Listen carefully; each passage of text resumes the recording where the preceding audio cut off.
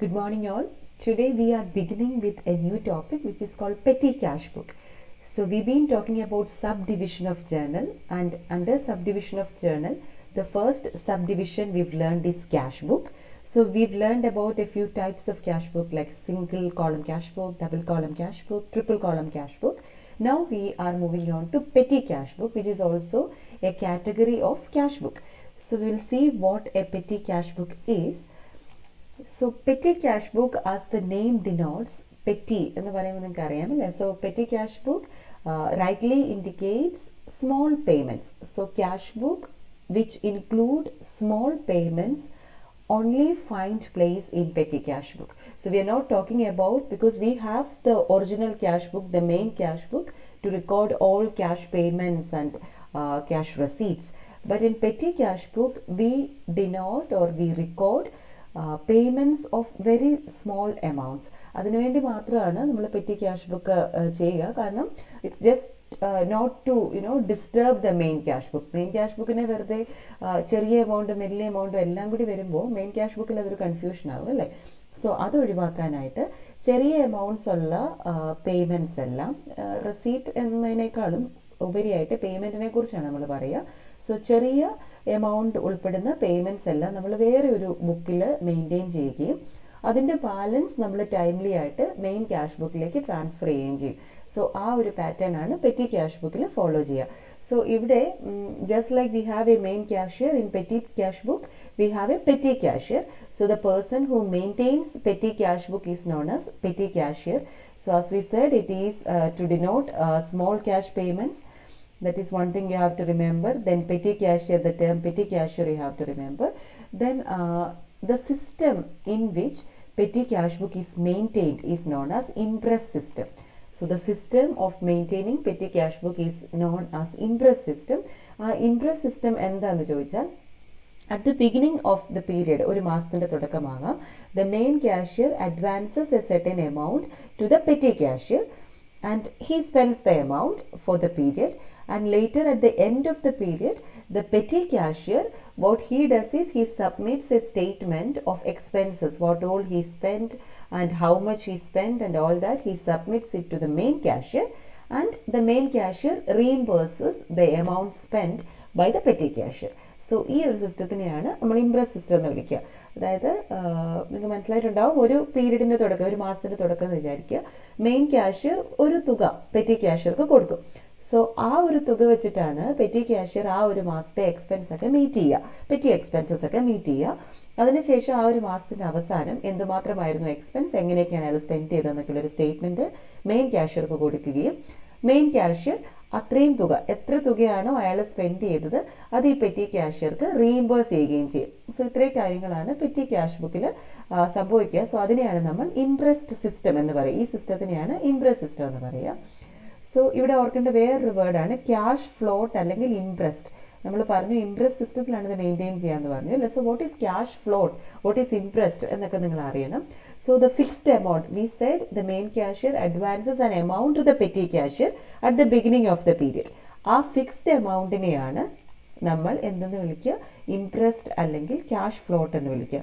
So the amount or the fixed amount with which the petty cashier begins functioning, begins its operation, or the fixed amount which the main cashier advances to the petty cashier at the beginning of the period. എങ്ങനെ വേണമെങ്കിലും നിങ്ങൾക്ക് പറയാം.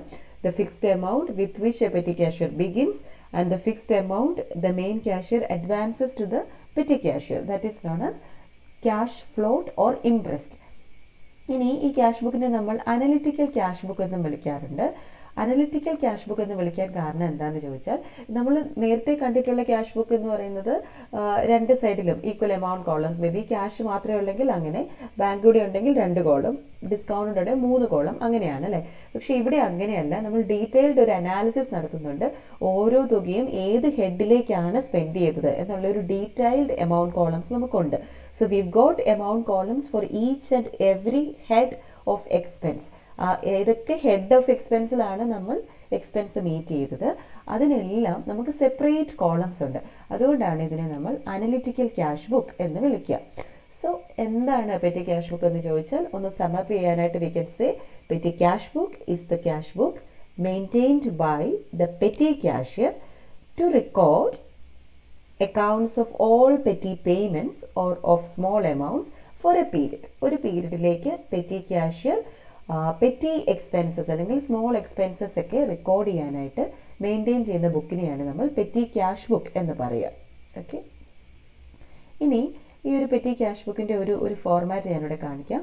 So ഇത് ഇവിടെ contain ചെയ്യാനായിട്ട് ഞാൻ വളരെ ചെറുതായിട്ട് ഇൻക്ലൂഡ് ചെയ്തിരിക്കുന്നത്. നിങ്ങൾക്ക് ടെക്സ്റ്റിൻ്റെ ഒരു ഇമേജും കൂടി ഞാൻ ഇട്ടോളാം. സോ ഇത് ഇങ്ങനെയായിരിക്കും ഒരു പെറ്റി ക്യാഷ് ബുക്കിൻ്റെ ഒരു ഫോർമാറ്റ് എന്ന് പറയുക. അതായത് there are n number of columns, എത്ര എമൗണ്ട് കോളം വേണമെങ്കിലും നമുക്ക് ഇങ്ങോട്ട് ആഡ് ചെയ്യാം.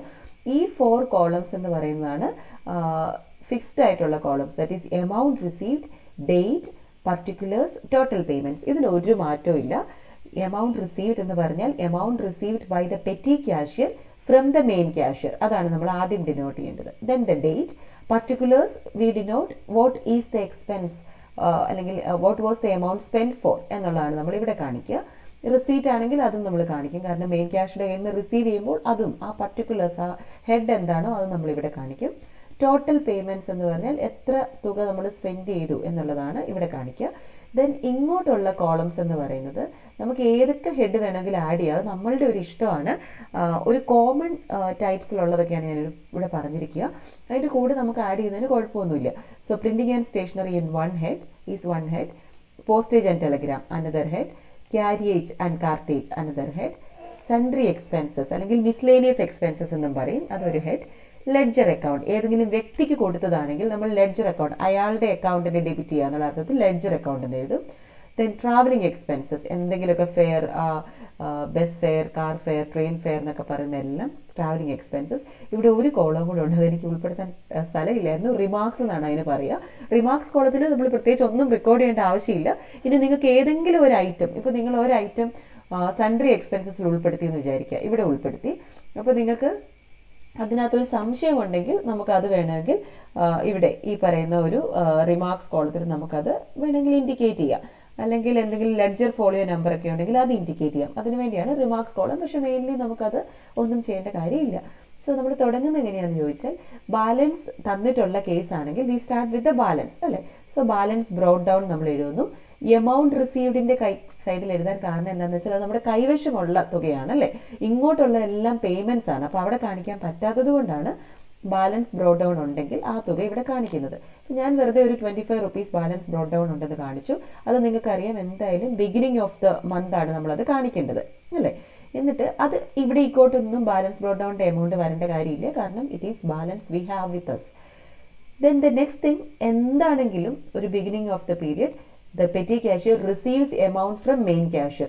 അത് ചിലപ്പോൾ ക്യാഷ് ആയിട്ടാകാം, അല്ലെങ്കിൽ ചെക്കായിട്ടാകാം, എങ്ങനെയും ആകാം.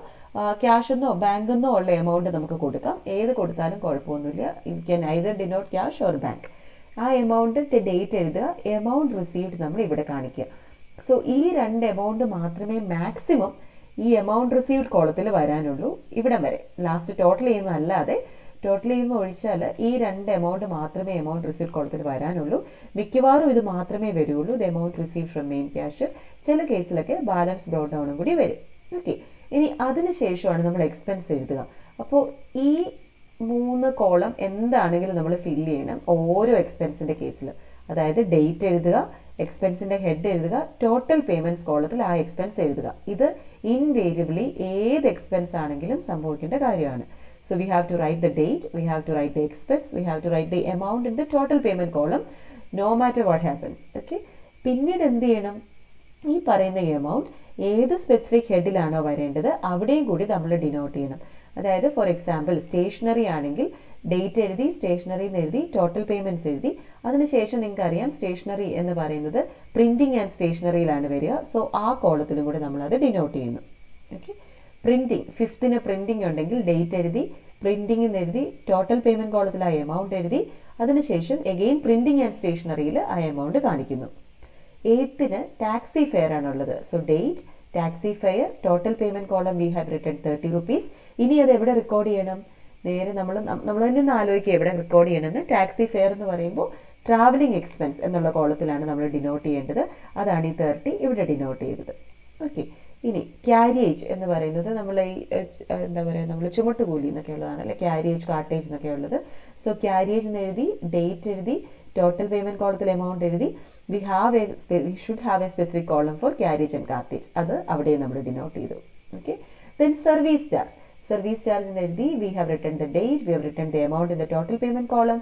ഈ സർവീസ് ചാർജ് പോലെയുള്ള സർവീസ് ചാർജ്, ദെൻ റിഫ്രഷ്മെന്റ്സ്, അങ്ങനെ ഒരു സ്പെസിഫിക് ഹെഡ് കൊടുക്കാനില്ലാത്തതൊക്കെ നമുക്ക് എവിടെ കാണിക്കാമെന്ന് ചോദിച്ചാൽ ഈ സൺട്രി എക്സ്പെൻസസ് അല്ലെങ്കിൽ മിസ്ലേനിയസ് എക്സ്പെൻസസ് എന്ന് പറയും. ബാക്കി ഈ പലവക എന്നാണ് അതിൻ്റെ കറക്റ്റ് പറയാം, അല്ലെങ്കിൽ ബാക്കിയുള്ള ജനറലി ഉള്ള എക്സ്പെൻസസ് എന്നൊക്കെ പറയാം.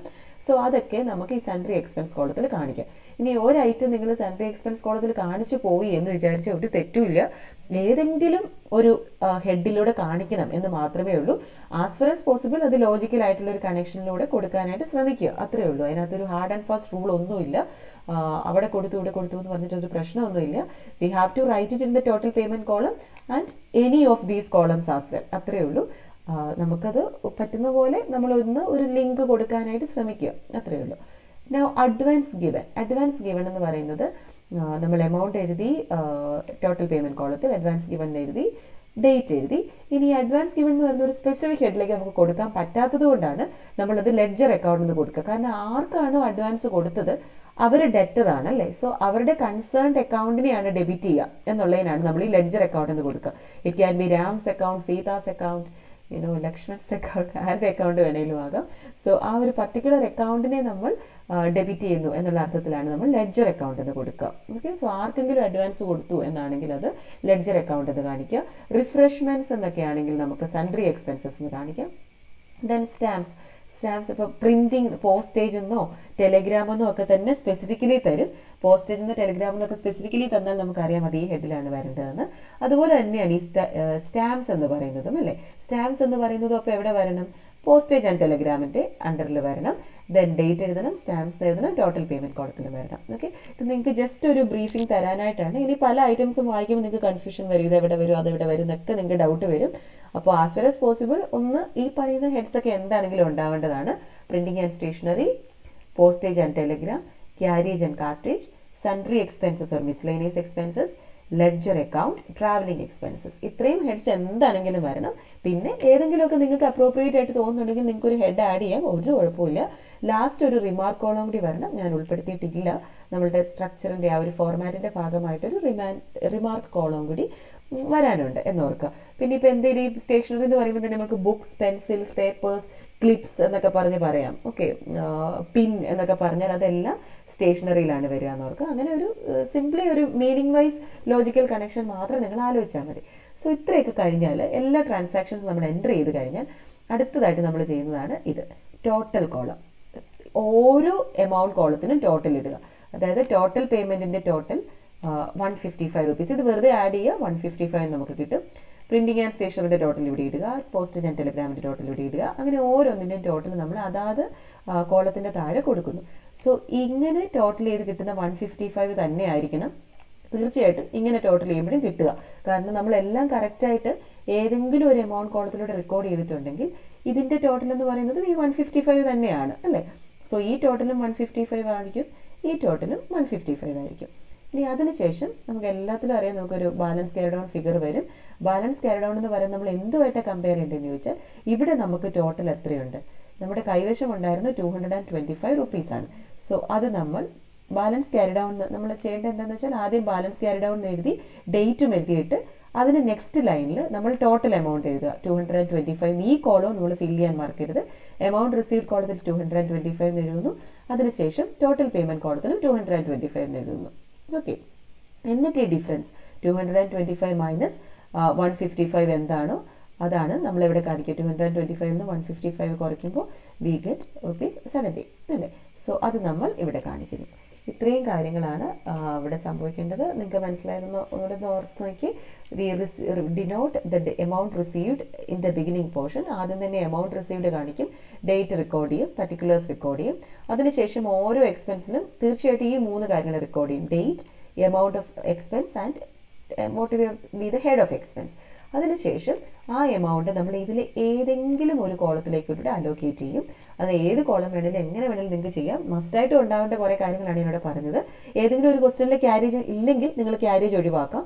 ഏതെങ്കിലും ഒരു ക്വസ്റ്റ്യനിൽ സൺട്രി എക്സ്പെൻസ് ഇല്ലെങ്കിൽ, മിസ്ലേനിയസ് ഒന്നും വരുന്നില്ലെങ്കിൽ അത് ഒഴിവാക്കാം.